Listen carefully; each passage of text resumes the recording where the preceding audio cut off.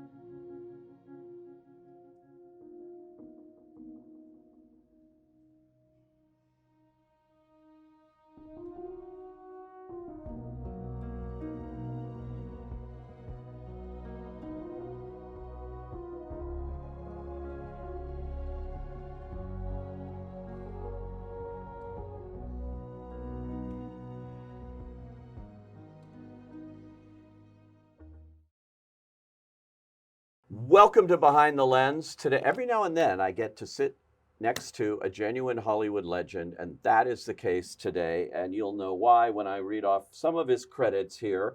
Rocky, Goodfellas, Raging Bull, The Right Stuff, Creed 1, 2, and 3, The Irishman, The Gambler, both versions, The Lovely, Life as a House, Guilty by Suspicion. Those last three he also directed. It goes on and on and on, this list. It is called A Life in Movies, the name of his autobiography. And this is Irwin Winkler. Welcome. Thank you very much. Thank you. It has been quite a life in movies, hasn't it? Yeah, it's the only life I know, actually. Yeah. Well, I started basically out of college. I got a job in the Morris office mailroom and didn't do very well. I was probably the worst agent I ever had. And found the movie business, or it found me, in a just strange set of circumstances. And it's 55 years later, and I'm still here. And you're still going. I think I can say your age. You're 92 Yeah, 92, now. yeah. And you look great, by the way. Thank you. So do you. Oh, thanks.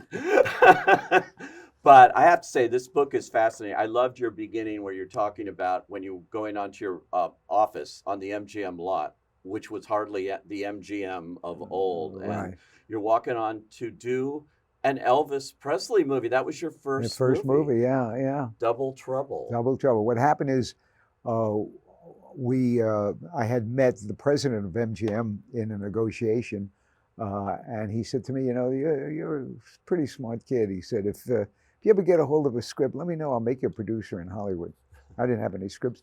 And the head of his story department in New York called me one day and said, look, we got a script that we think will be great for your client, Julie Christie. I was involved with her loan outs. Oh, wow. And we had, through Darling, and we had a lot of negotiations with MGM. Of course, we arranged for her to test for Dr. Zhivago, which she obviously got. Wow. Anyhow, so he said, read this script and you give it to Mr. O'Brien, because Mr. O'Brien, the head of MGM, he said, I give him scripts, he puts it on his desk, he never reads anything, but he'll read it from you because he wants to be in business with you. So I give Mr. O'Brien the script, and he says, sure, I'll call you in a few days. And sure enough, he does. A couple of days later, he calls, he said, Irwin, I read that script you sent me. He said, you wanted to do that with Julie Christie, didn't you? I said, well, we hope to get her, but we think that she might be interested in it. He said, well, I don't want to do it with Julie Christie. I said, well, that's too bad. He said, but I have another idea. I said, what is that? He said, what do you think of me doing it with Elvis Presley? I said, the script I sent you with Julie Christie, you want to do it with Elvis Presley? He said, what do you think of that idea? And I said, that's the best idea I ever heard. And he said, how quick can you get out to Hollywood? Wow. That was it. And you did it. And I actually made the movie. Yeah. Not very good, by the way. The script is a little weak. Yeah, with songs, though. A lot of songs. Yeah, well, and by the way, Elvis was absolutely great. He was crazy about Margot. He always used to call them ma'am and all that. And, Margot being your wife. yeah. And when I did Point Blank, which was the second movie I made with Lee Marvin, which was, I think, quite exceptional. Elvis came over to me because everybody, and the MGM lot in those days was like a big family. Yeah. Everybody talked to each other. They met in the commissary all the time. He came over to me, he said, Irwin, I saw that movie you made with Lee Marvin at Point Blank. He's a really great movie. And I said, well, Elvis, you're a big star. You can do that kind of movie. He said, no. The Colonel won't let me. Colonel won't let me. Yeah. And he was always under the thumb of the Colonel. Which is too bad because he's a good actor. You could tell from King Creole early on. Yeah, Jailhouse Rock. He really did some really good stuff. Yeah. Really good stuff. It was amazing, though, and you walked in and, the rest is certainly history. As I mentioned, all of these Point Blank, and one of my favorites early that you did, They Shoot Horses, Don't They? Yeah. Jane Fonda, and an amazing movie I saw at the Pickwood Theater in West LA. I remember it so 1970, 1969. 69, Dick Young won an Oscar for That's right, for Best Actor. He was nominated for 9 Oscars, but not Best Picture, Irwin. How disappointing. It's crazy. It's amazing. Every category except Best Picture. Every single category. I don't think many movies have gotten that number of nominations. I never went through it because I'm still worrying about that one. So. Well, you have your Oscar for Rocky, and listen to these statistics. Your films have been nominated for 52 Oscars, 5 of them nominated for Best Picture.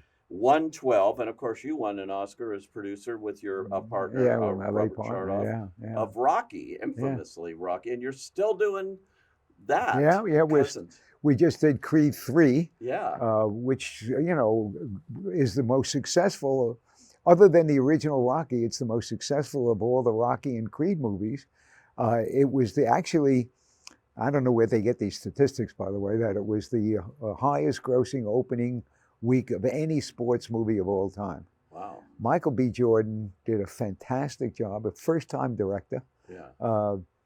And the film got great reviews. We did $278 million at worldwide box office. It was just great. And who thought that the 9th film in a franchise would do that kind of business and be that successful? What is the trick to keeping a franchise? Obviously, Stallone was involved in all of them with the exception of the last one. Yeah.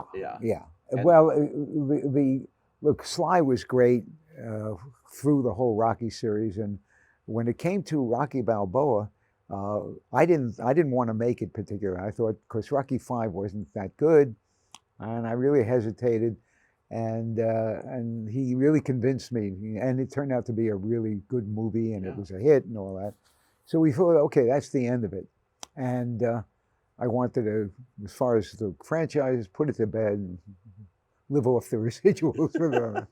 And I met a young man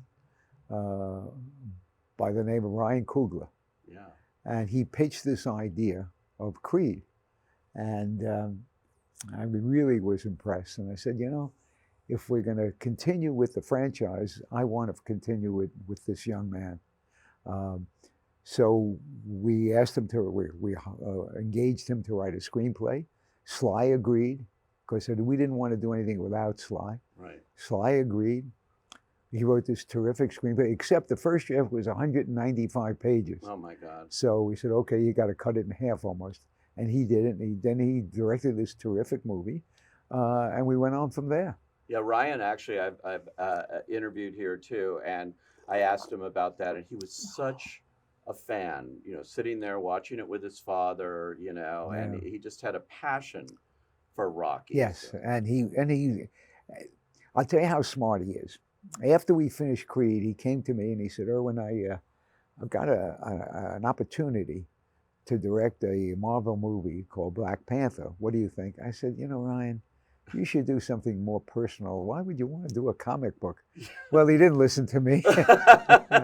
And the rest is history. Maybe one of the rare instances where it's good they didn't listen to you. There's plenty of times.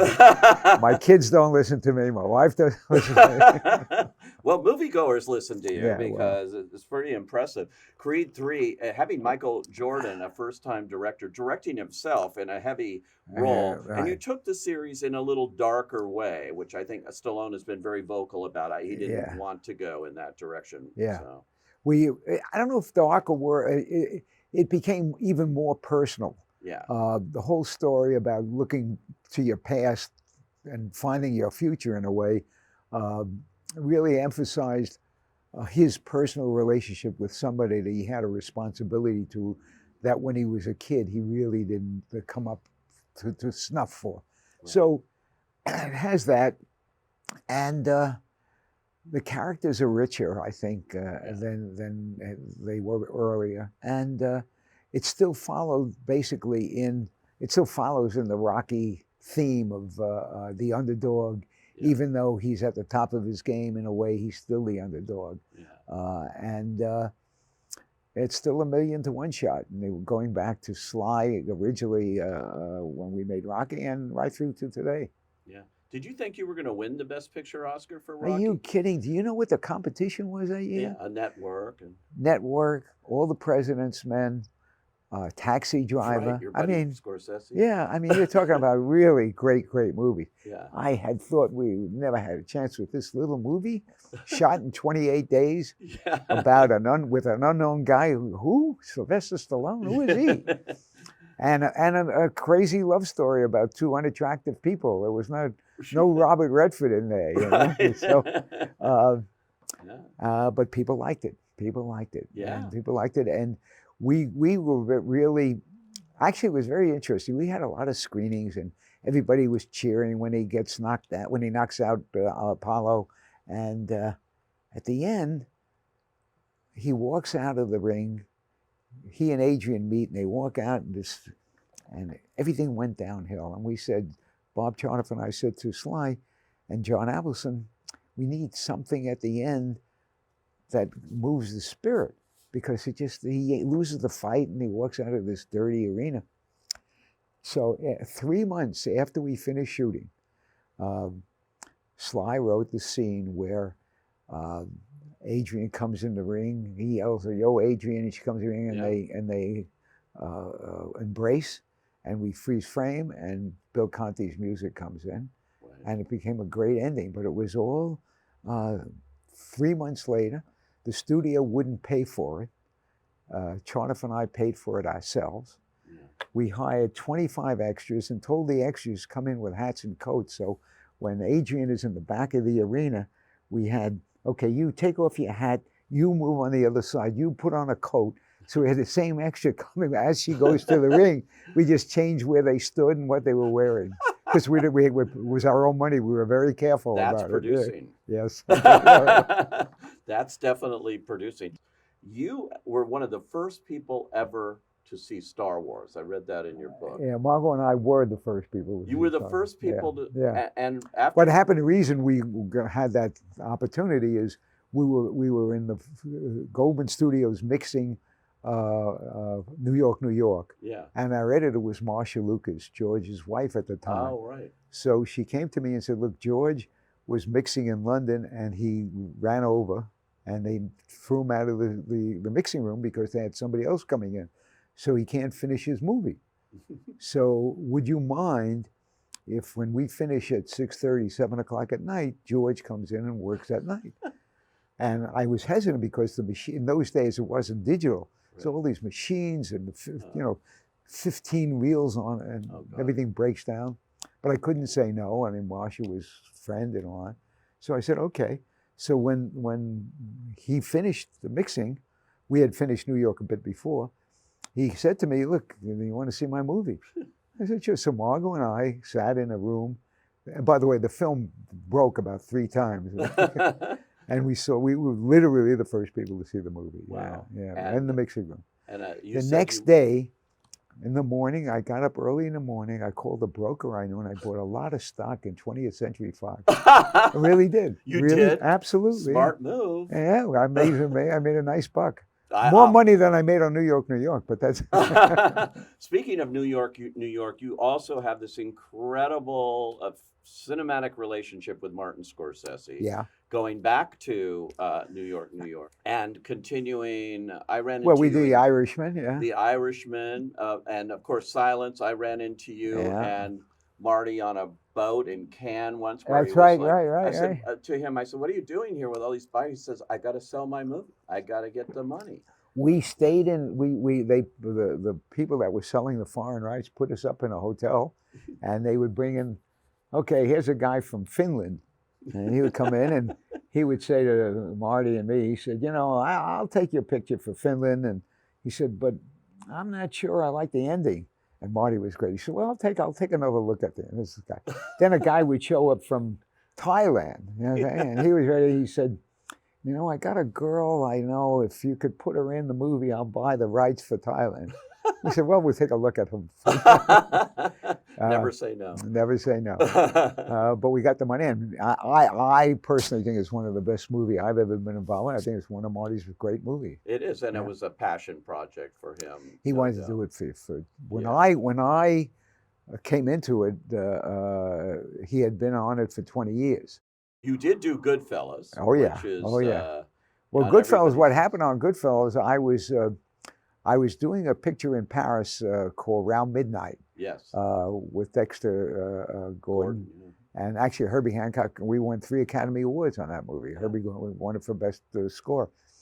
And so, but every Monday, Margot and I would go to the bookstore. There was a bookstore on the Rue Rivoli in Paris where they would get the New York Times, all the magazines on Monday. They would ship them out from New York on Sunday, and they would arrive there on Monday, and we would anticipate what time to get to the bookstore so we could get a little taste of America. So I pick up New York Magazine, and they've got an excerpt of a book called Wise Guys by Nick Pileggi, who I knew. So I start reading, and I'm standing in the aisle now, reading the excerpt. I couldn't wait to get to a phone, but I had to wait till the next day because of the time changes. And I called Nick, and I said, I'm interested in this. And he said, well, call my agent. I called his agent, and ultimately I started negotiating for the rights. And then Nick said, oh, by the way, I got a call from Marty Scorsese. I think he might be interested. So I called Marty. Marty was shooting the picture with Paul Newman and The Color of Money and Tom Cruise in Chicago. And I said, I'm buying this book, Wise Guys. Are you interested? He said, absolutely. I want to do it. I want to write it. Wow. I said, okay, I'll buy that. And it turned out to be really special. Pretty really amazing. Special, You know, I have to ask you about the business is changing so radically every day. It's just, do you recognize it anymore, or is it still possible? You did The Irishman for Netflix. You got into that world of streaming where you could get that level of money. You know, I think, well, look, we just made Alpha Nights, a gangster movie with Bob De Niro, and it's a studio movie. We're going to be, we already got our release date, which is next year on November 15th, right before Thanksgiving, going for awards and all that stuff. So you could still make it, but it isn't what it used to be. Streaming has changed everything drastically. I don't know what the motion picture audience really is right now. Right. Although they went in droves to see Oppenheimer, they went in droves to see Creed 3. Yeah. They went in droves to see Barbie, obviously, we know that. So there's still an audience out there, but it's tricky to figure out whether your idea is going to be a movie. We're working on some things, and even other than DiCaprio maybe and Brad Pitt and maybe 1 or 2 others, how many movie stars are out there? Yeah. And do they really bring in people to the theater? You don't know. I think, frankly, that the Marvel movies have lost a lot of their audience by giving them too much. Right. And not being selective. So I don't know where that audience is going to go. But I think the young people are still, if you live in Cleveland or Cincinnati, I don't know why I'm picking Ohio, but where do you go on Friday nights? Right. You go to a multiplex, and because there's going to be a pizza stand there, there's going to be a lot of young girls and boys that you may or may not know or want to know. so that's a place to go. And so the movies are still going to draw that. But you know, somewhere in our DNA, somewhere back a million years when men and women were still bent over and starting to, there was the male was considered a hunter. Yeah. That's what he did. He went out and he had an arrow or he had a knife of some kind that he made out of a piece of rock. And they lived in a cave, and they learned how to make a fire. So this is 1 million years ago, maybe 2 million, maybe 5 million years. And when he came in, the hunter, he caught a pig, and he would say, well, you know, it wasn't easy to get this pig. Right.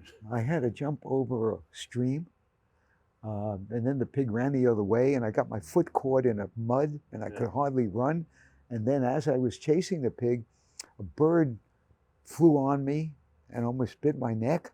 So he would then tell a story, and everybody would sit around this fire, and they tell a story. It ain't any different from going to the AMC in Century City. That's it. Right? We go in a dark room, there's a light there, and we listen to a story. So somewhere it's part of who we are.